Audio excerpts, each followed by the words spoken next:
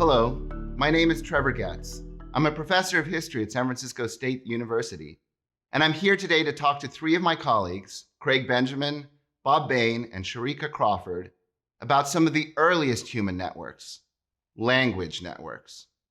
The language network is the first kind of network we introduce in this course.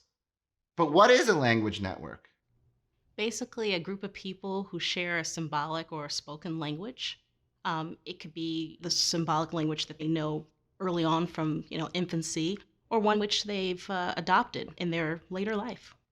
Yeah, language network is fundamental to human history. It's a way whereby ideas can be shared, passed on, built upon, and so on. Without language, without some means of effectively communicating within that group, then the rest of human history becomes impossible. How do you think language networks grew larger? How did a person join a language network, for example? Language networks grew through a variety of means, I think. In some cases, it just made sense for those who are on the outside of the network to join it, to learn that language, particularly to facilitate trade and exchange of different types. As some more powerful states emerged later and began to impose themselves politically and culturally on larger regions, so that language also began to spread, sort of imposed from elite levels, if you like.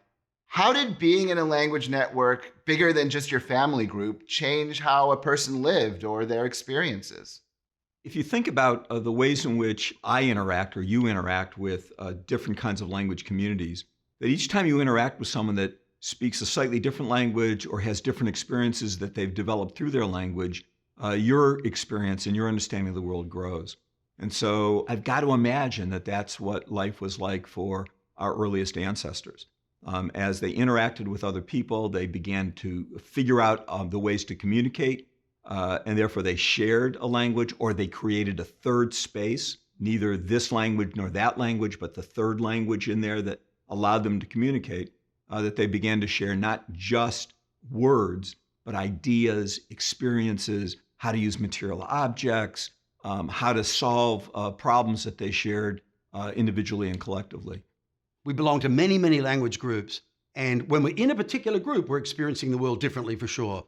I also play jazz. I'm a jazz musician. When I'm hanging out with my jazz friends, we use a very different language to the sort of language I'm using now or that I'd use in the classroom.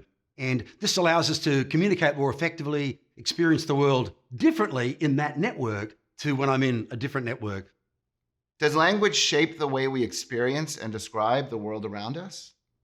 There's a long-standing argument amongst linguists who study language about this question about, are the words that we use just ways to represent our experience, or does the words we use shape our experience? And I'm more on the side of the words we use shape our experience. I often think about my own experience. I'm a member of multiple communities. As an African American, I belong to an African American Midwestern community, and I often am surprised, and I think about how my husband teases me when he talks about the way I try to communicate with my parents or my relatives or my friends. He often has a difficult time kind of understanding the nuances. Scholars have called African American kind of linguistic networks Ebonics, or the Black vernacular, kind of ordinary speech. I'm able to use that with those members of my community, but then I walk away from that and I belong to a professional community. I'm a historian, right? So I use an academic language. Today, I think we talk about that as code switching. But I'm also a historian of Latin America, so I also speak Spanish. I studied Portuguese. So when I'm here in Puerto Rico, for example, or if I'm in Colombia where I do my research, I can transfer from English into Spanish and talk to those communities. The Spanish in Colombia is very different than the Spanish in Costa Rica versus Puerto Rico. And then my husband, who's originally from West Africa, from Ghana, speaks his own native language, and I've spent time learning that language so I can speak to my relatives there, my in-laws. And so I'm then immersed into another language community, and I often mix all of those languages together in my household. How can we see the impact of language networks? If we looked at the map of some languages today, for example, in different parts of the world, how might we see how they have affected history over time? For example, I'm a historian of Africa. When I look at a map of sub-Saharan Africa, I see these big groups of related languages in the middle of the continent, what we call the Bantu languages. And I think, how did those languages spread? Were they the result of wars and conquest, or the migration of people? or just of people sharing their culture and language with their neighbors? What do you see when you look at a language map?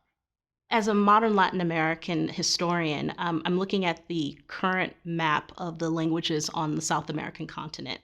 Two things strike me. You'll notice that there are areas on the map, particularly on the eastern half of South America, from the north, looking at places like Guyana or Suriname, Venezuela, portions of Brazil, even down to the southern kind of eastern portion of Brazil, that there are numerous language networks or groups of people who are speaking very distinct languages, which we might call indigenous languages or non-European languages. They're numerous and they're clustered together in particular formations, sometimes in forested areas, sometimes in lowland areas.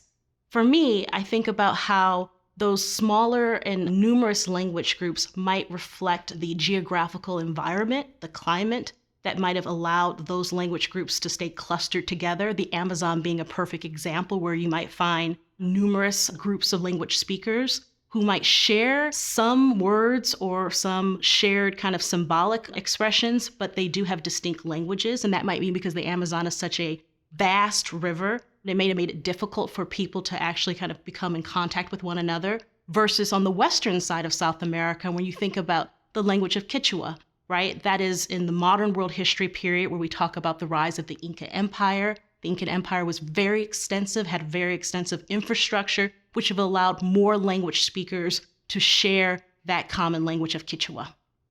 So language networks come into being and they exist and they change. Could they also disappear, and how might that happen? So language has a purpose. And if the purpose is less important than it used to be, then it may decline and eventually die out. And I can give an example of Yiddish is a great example. So once upon a time, Yiddish flourished as a language amongst Jewish people in Eastern Europe. And it was taught and spread throughout most of Eastern Europe. And when Eastern European Jews migrated to the United States, there was a time period at the turn, probably the last century, Yiddish was alive in cities like New York City and cities like Cleveland and Pittsburgh. But then as people developed, their generations developed their fluency with English, and the American society welcomed people more, there became less of an interest in maintaining Yiddish as a network among second or third generation of American Jews. And as a result, the language kind of declined. Yiddish newspapers died out. Yiddish theater died out. On the other hand, there's a revival, and often people will revive a language. And we see that, for example, again with Yiddish, where we're beginning to see new Yiddish theaters or classes where a second and third generation of American Jews are wanting to take up Yiddish. So there can be this waxing and waning of a language network. Thank you all for your time today. This was fascinating. I certainly learned a lot about language networks.